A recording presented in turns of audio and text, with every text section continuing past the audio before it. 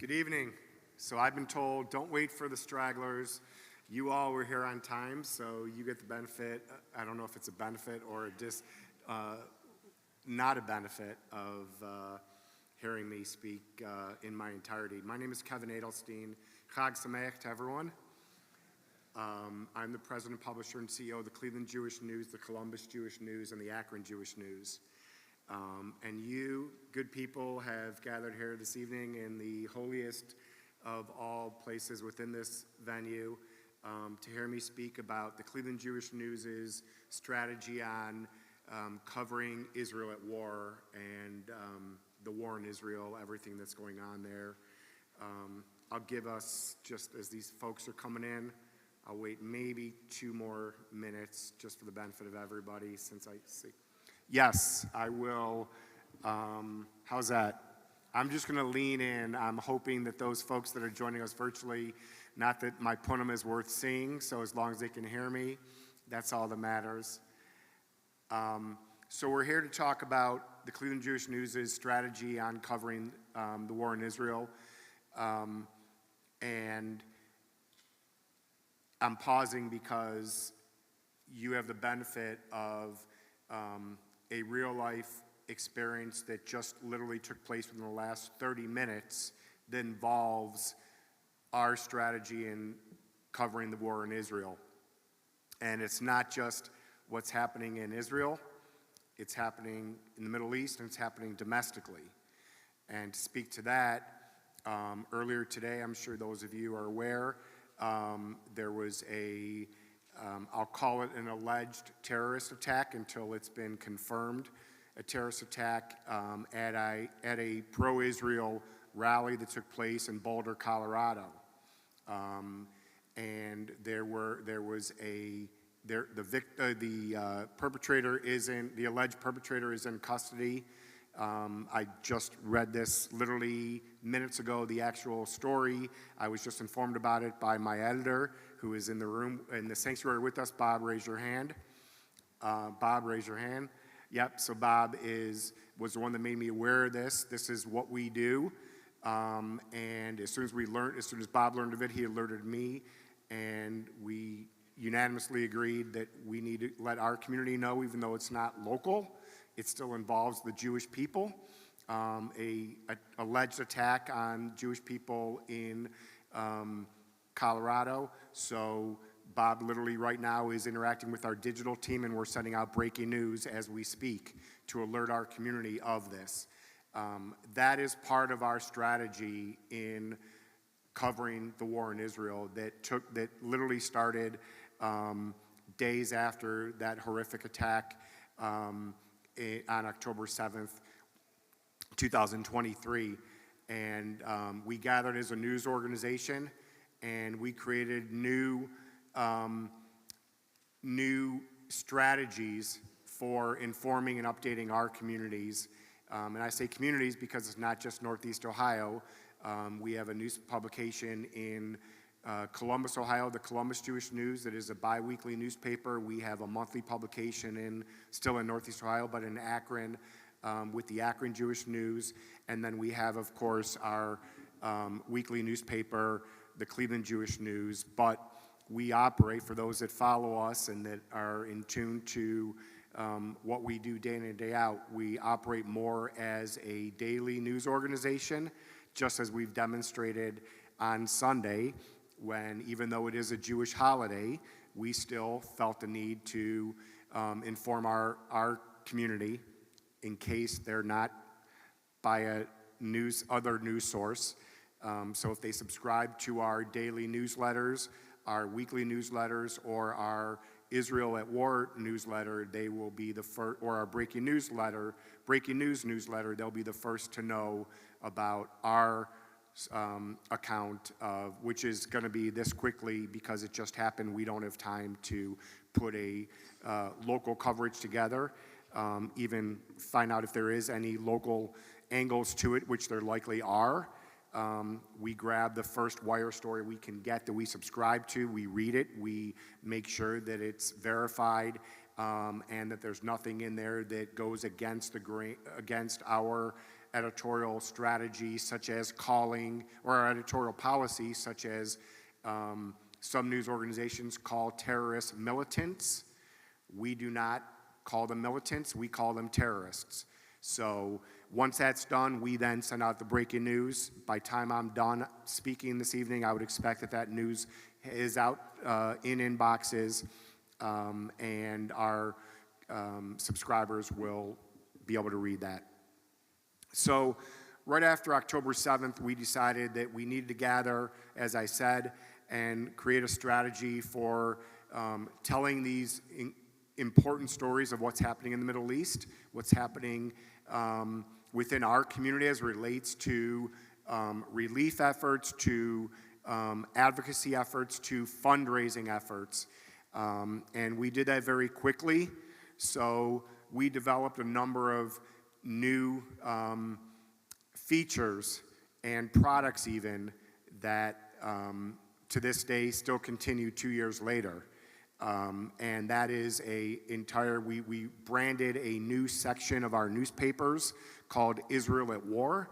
So in every issue of our newspapers, we dedicate no less than one full page to create space for content that is timely and relevant to our readers regarding what's happening either in Israel directly, the surrounding areas, or here at home.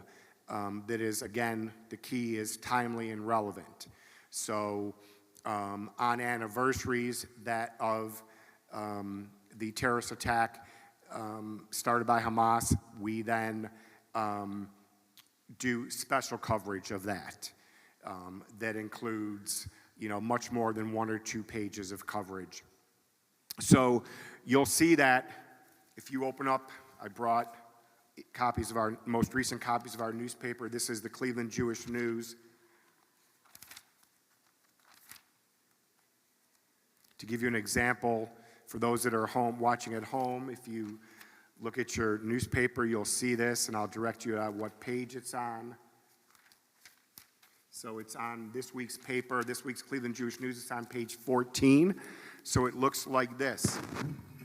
Israel at War. It has a banner that doesn't change. It's like that every week of the newspaper. And then, sorry about that. And then we have 2 stories in this week's paper. One, the headline is Netanyahu, terrorist leader Mohammed Sinwar is dead.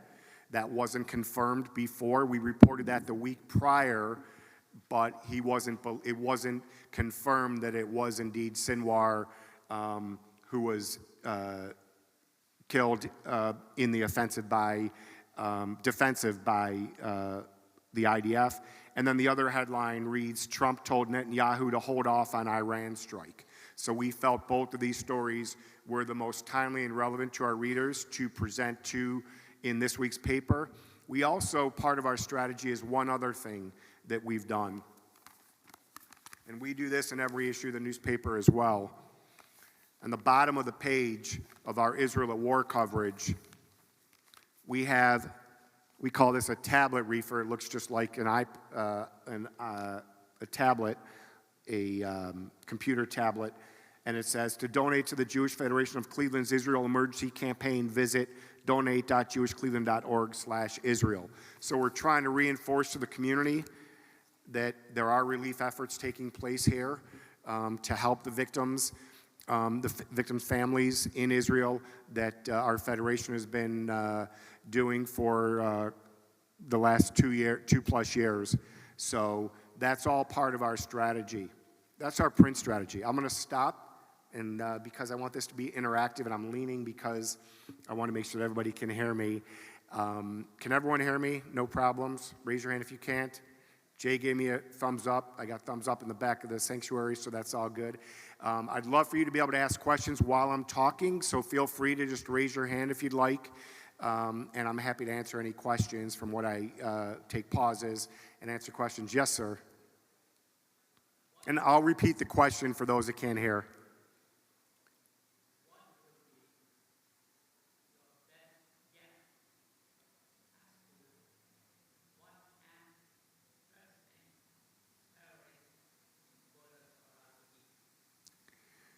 I think the question is, what would be my best guess of the first name of the terrorist who in Boulder? That is well beyond my level of expertise. Was that a trick question?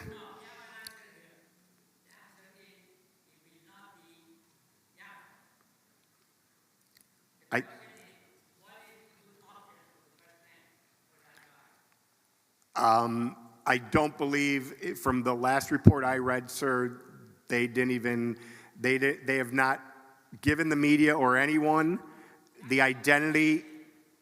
It's probably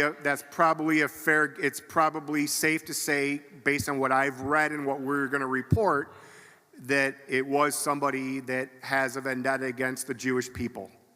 And that would probably indicate that would not be his first name.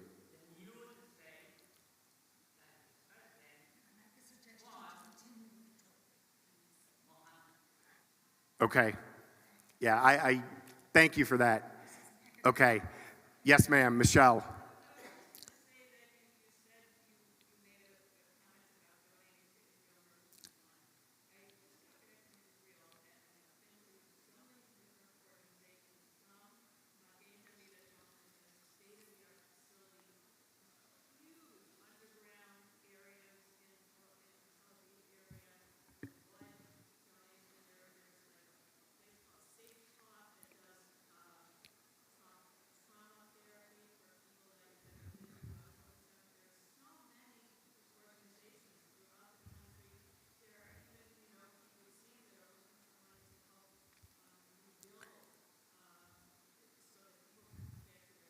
Yep, and we've reported those stories because Clevelanders have been some of the most frequent visitors to Israel for those relief efforts, and they've come back, and we've either given them a space in our pages to write a firsthand recount of that experience, or we assign a reporter to talk to them.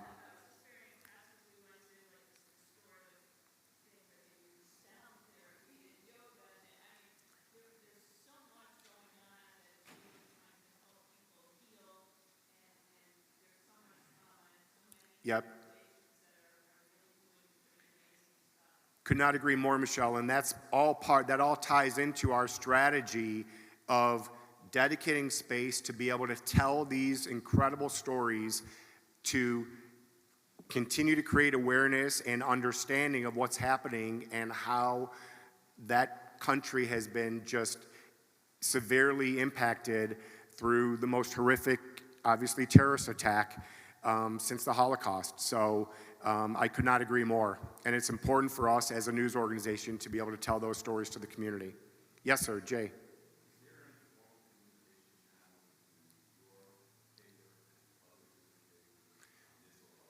It's an excellent question. The question was, are there any open, I'm going to paraphrase, any open communication efforts between our news organization and other Jewish news organizations around the country and around the world, for that matter? It's an excellent question. And again, you have the benefit of understanding how we operate as breaking news happens as it relates to Israel.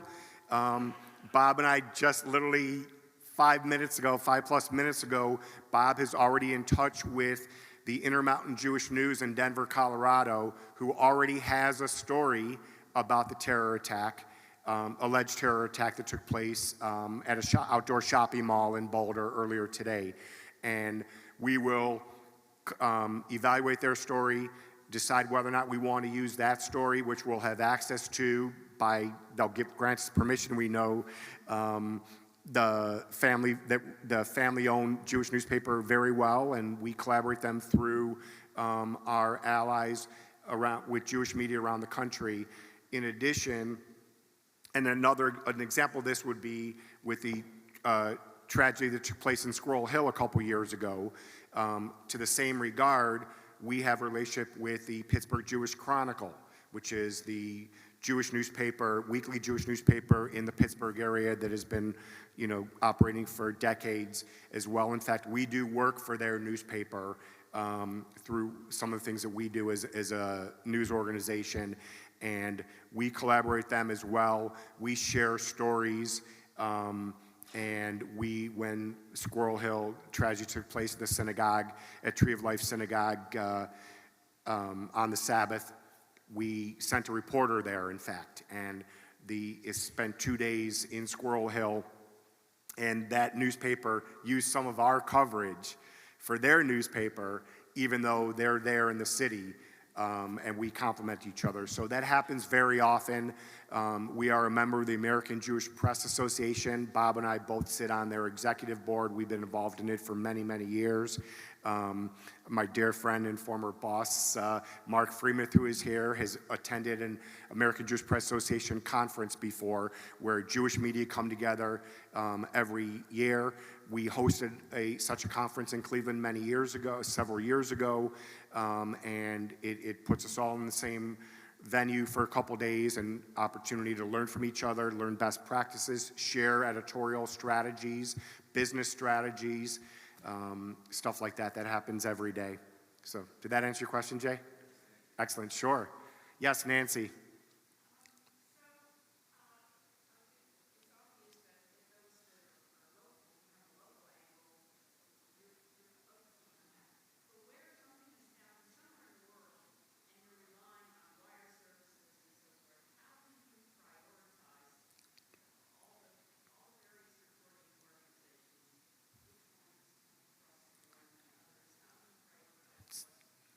Such a good question. Nancy asked, in paraphrasing, obviously we focus on local news, but as I've said, we also focus on what's happening in the global Jewish world. How do we prioritize what news sources we're going to use to disseminate that information to our readers? How did I do, Nancy? Pretty good? Okay, she gave me the A-OK. I was just criticized late last week for an AP story we published that could be interpreted as severely biased against the state of Israel. That happens frequently. We subscribe to the Associated Press. We're a paying news member of the AP, which means we are licensed, and only us as a licensee can use their content. Articles, headlines, stories, photographs, other content that they give us access to.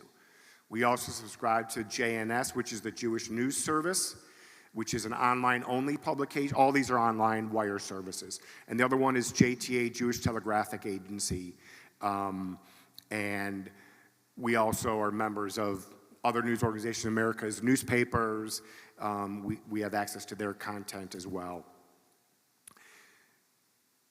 There is no method to our madness other than read the story first and make sure it aligns with our strategies and our newsroom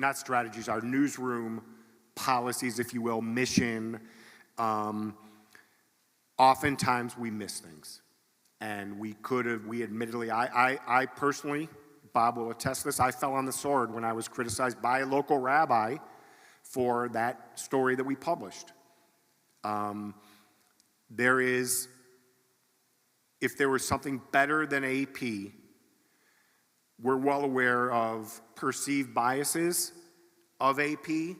I want to make this matter-of-factly clear. We are 150 times every day, 150 million% pro-Israel. We are a pro-Israel news organization. We will not intentionally disseminate any content that is otherwise. We will not allow a letter writer to write something to us that we will publish that conveys anti-Israel sentiments. We are firm in our mission as it relates to that statement. But we miss things. And I've learned over the years, I've been doing this in 12 days, I think it'll be 12 years. I've learned you're always going to upset somebody. And when you're upsetting everybody, you're probably doing something right. That doesn't make it right. But we don't intend to do that. It's not intentional. We miss things. We're human. Errors happen. And I'd like to think that we learn from them and do everything in our power to make sure they don't happen again.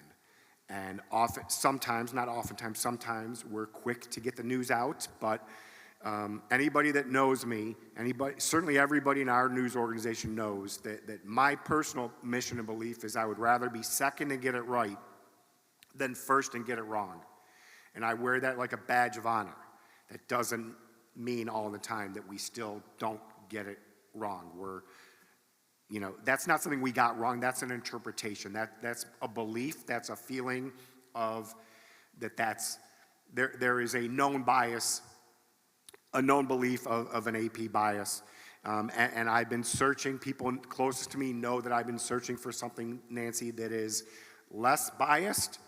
And if there was a better solution today, we'd entertain it. We did look. We looked at the Washington Post. We looked at the New York Times. We're like, nah. We're not going to go down that road. So, it's the devil you know is better than the devil you don't know. And that's what we're sticking with right now. So, yes, sir. Thank you. You had a question?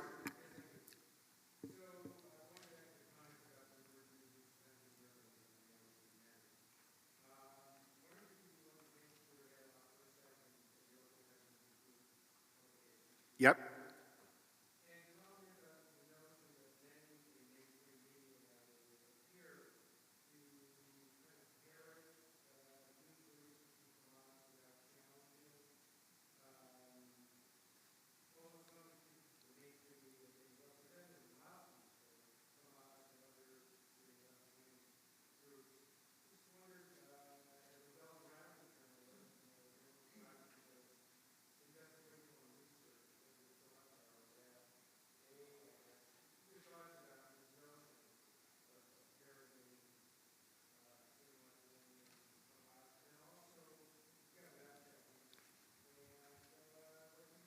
Did you say without fact checking? Yep.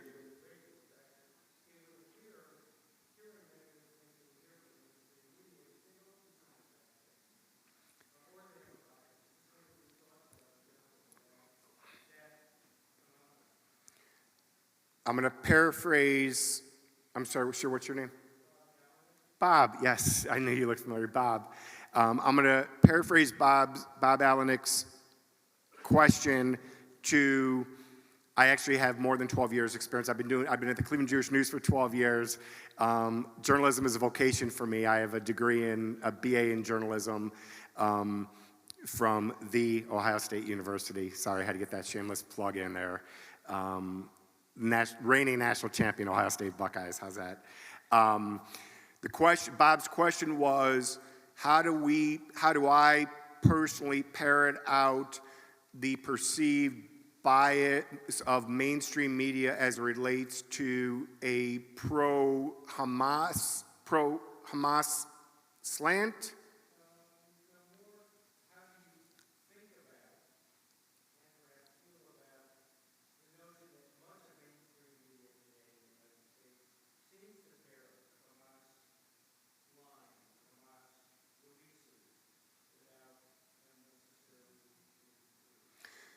We don't source. We as a news organization, I have to use the example to how we carry out our business because that's more important than my beliefs.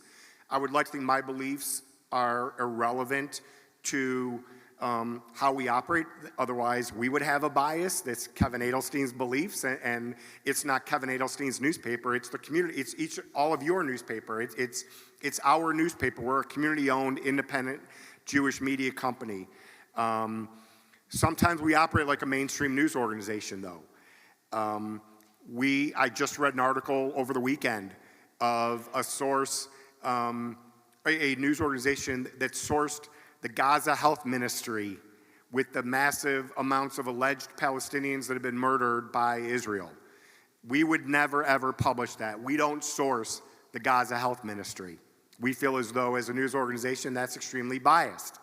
And there's no method to that madness of how they're factoring out their numbers. So we do our own, analysis. Not analysis, but we seek other ways of communicating those alleged casualties that don't source the Gaza Health Ministry. We also, as a news organization, rallies to take place and protests to take place. Many mainstream media call those pro-Palestinian protests and pro-Palestinian rallies. We say anti-Israel protests and anti-Israel rallies because we firmly believe those people are not protesting for Palestinians, they're protesting against Israel. And we call it what we believe those to be.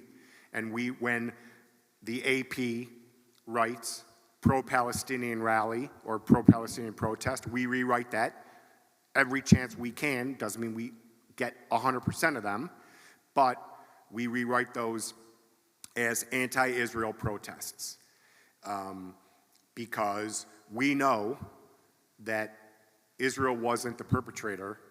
She didn't start this war. This war was started by Hamas. So Israel, we also don't say that Israel bombed. We want to give Israel the benefit of the doubt that they are defending herself. She is defending herself in the attack that was started by Hamas. And I would like to think that that is conveyed through our reporting. Yes.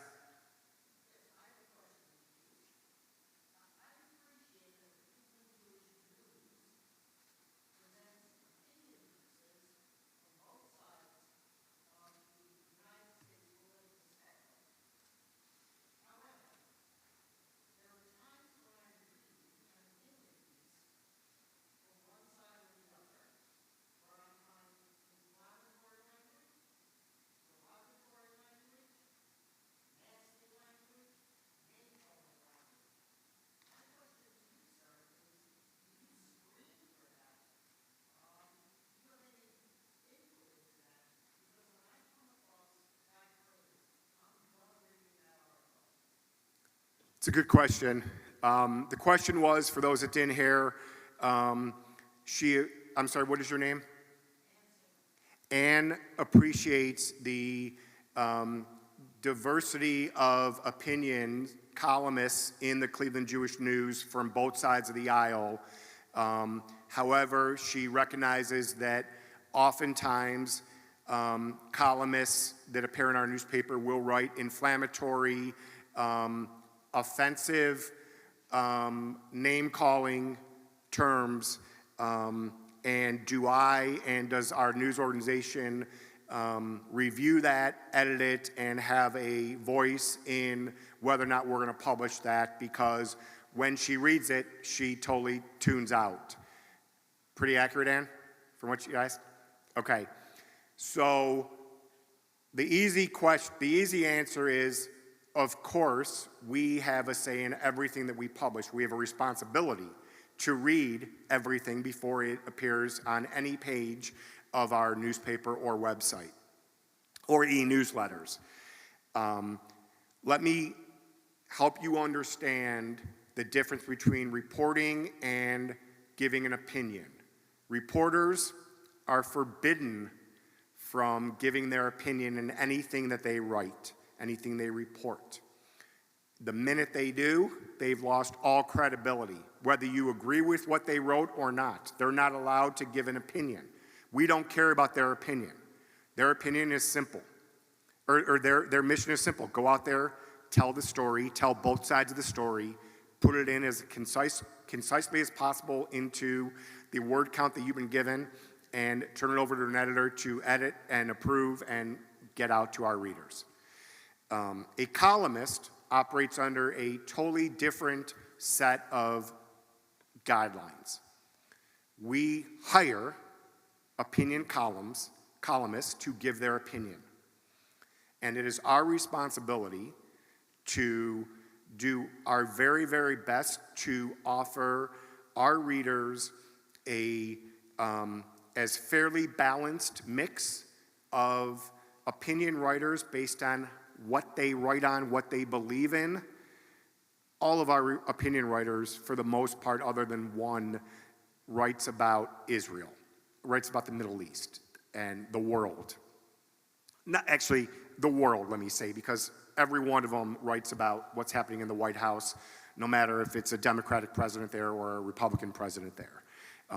You could argue some of them are more critical of one party versus the other. When you read Jonathan Tobin, who is afforded most of the opinion space of our newspaper because that's not contractually, it's because that's what he writes, how he writes really long, and we don't want to edit him. But Jonathan Tobin is as conservative as they come, and he is the biggest advocate and defender of Donald Trump than there ever was in our newspaper. On the same token, you could say Regina Brett is the most liberal of all liberal columnists and is the most harsh critic and anti-defender of Donald Trump that there ever was. That's balance. But they're columnists, and when they write about, and often Jonathan Tobin uses inflammatory language, very often. Regina, not so much. She calls it like it is, but she doesn't use expletives. And when columnists are using, expletives, because they're columnists and everything they're writing is in their own words, we try not to, it's hard for us to, let me go back. When somebody is not a columnist and they use an expletive, they say the B word, or they say, this is the place of God, so I'm not going to even give examples, but the house of God. But when they use expletives, if they are quoting, they're using it as a quote, we will allow it. To a degree, it depends on what the word is. If they're saying that somebody, that they're quoting somebody, and the word is wrapped around quotation marks, if we feel as though it's important to the readers to understand the context of that word or expression or phrase, it's all on a case-by-case basis, Ann. So we don't do it to be sensational. We would much rather, more times than not, we do not republish the word in its entirety because we assume you know what that word is. If we give you the first letter, it's probably crystal clear what it is, and we don't have to repeat it. But it's all on a case-by-case basis. We don't, and the answer to your question about do we censor them, we don't censor them, but if we feel it needs to be toned down, we're going to tone it down. We're going to ask them to tone it down. And the best example of that was a column that was probably in the last 12 months that Regina submitted. And she submits to both Bob and I simultaneously. And we read it, and we thought she was really criticizing Israel. And she wasn't doing it intentionally, but she was doing it because she was telling a story about some of her friends who are all Jewish. This group of friends that Regina was describing in her column were Jewish friends. And they were talking about what was troubling them about the war in Israel. And she translated that she put an event that she attended with her friends into a column, and we read it and we're like, this is just crossing the line. So I personally called Regina up and I explained it to her. And it's the first and only time I've had, actually it's not. It's not because I've had to ask her to tone down her commentary on politics as a topic to continue to write about, because that's not why we hired Regina. We bill Regina as we hired her to write about life. And there's more to life than what's happening in the Oval Office. whether it's a Democratic president, administration, or a Republican. And I had to ask her to tone it down, and she respected that and appreciated it. But I had to ask her, we basically killed this column. It's the only time I've had to kill a column before, and we killed that column, and it never saw the light of day. And Regina understood where I was coming from. I just didn't want to because even though we put a disclaimer on the bottom of every single opinion column that we publish, whether it's a health columnist writing about how to cure your kid of measles, make sure your kid doesn't get measles, or Jonathan Tobin or Regina Brett writing about, their thoughts and what's happening in Israel or the Oval Office, we put a disclaimer on there. It doesn't matter. We're still responsible for the content that we publish. Whether we say we're not, they're not our views necessarily, or those of our board or our employees, it doesn't matter. We still have a moral obligation and a journalistic obligation to read everything and make a determination whether or not we think that it's crossed the line or not. Fortunately, those times are few and far between. Doesn't happen often, but the minute we take our eye off the ball, something slips through the cracks, and we're the ones that people are going to be holding, the candle to, and we're the ones responsible. Yes, sir.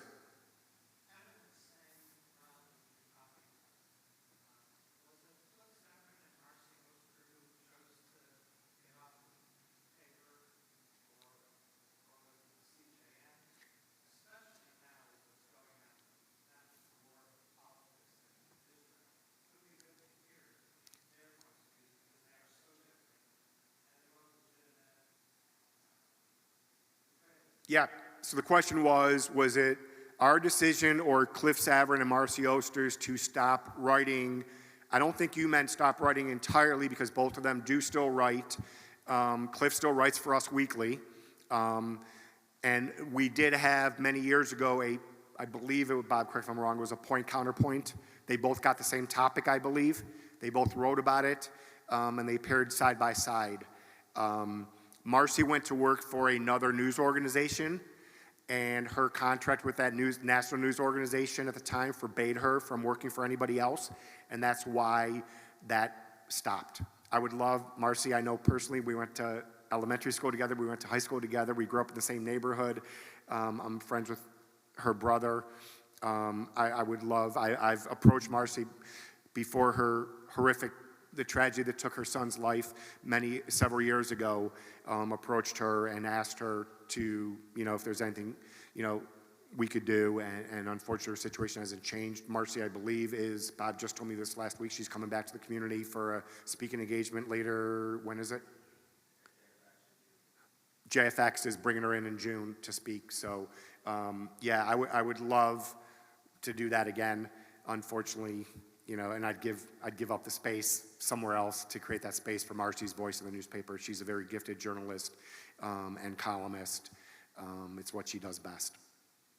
So, in addition to going back to our Israel at War coverage, in addition to the weekly content that we've created in the newspaper, we also created a brand new newsletter. It was brand new at the time. I'm pretty certain we started this within days of October 7th, and it was a brand new newsletter called Israel at War. And what we do in that newsletter, it has continued to this day. We had a discussion about 3 or 4 months ago when we thought things, actually a little bit longer than that, when we thought things were ending. And all of us were teased that the end of the war was in sight. We talked about, should we stop the newsletter, and then we decided no, we shouldn't. But it's a daily newsletter that is free. It's called Israel at War, and it is disseminated to around more than 10,000 subscribers that opted in for it, and it is goes out to all of our newspaper email subscribers. And our digital team collaborates with our newsroom to push that out every day, Monday through Friday, based on the most timely and relevant daily news happening as it relates to the war in Israel. And that continues to this day. So if you don't subscribe to that and you want to read that, I'd encourage you to go to cjn.org/subscribe. And you scroll to the bottom and you can subscribe, opt into any one of our e-newsletters, from breaking news to Boker Tov every weekday, to Erev Tov every weekday afternoon, to breaking news, I said, to life cycles, as well as Shabbat Shalom, which is a weekly newsletter we publish Friday afternoon, and Israel at War content as well. So there is nothing that would make me happier than to cease all of these features and products. Unfortunately, we can't do that. And we get very few opt-outs of the newsletter, which tells us that it's important and people appreciate it. And I would love to not have to use the space of the newspaper to report about what's happening in the war in Israel. And nothing would make me happier than to have to stop doing that. So that's the extent of our Israel at War content strategy. It is extensive. We know that it is more than any other local Jewish newspaper is doing as it relates to Israel at War coverage. We try very hard to make sure that there are local stories that are integrated into those. So if to the point I made earlier this evening, if we know that there are missions taking place in Northeast Ohioans or Central Ohioans in Columbus that are going over to Israel, we're gonna tell those stories, and it'll more times than not appear in Israel at War because it's so important and obviously timely. And that content appears toward the front of our newspaper with local news because it's that important. How am I doing on time? Wow, 1 minute to spare. Any last I didn't even know that. Any last questions before we wrap? Yes, sir.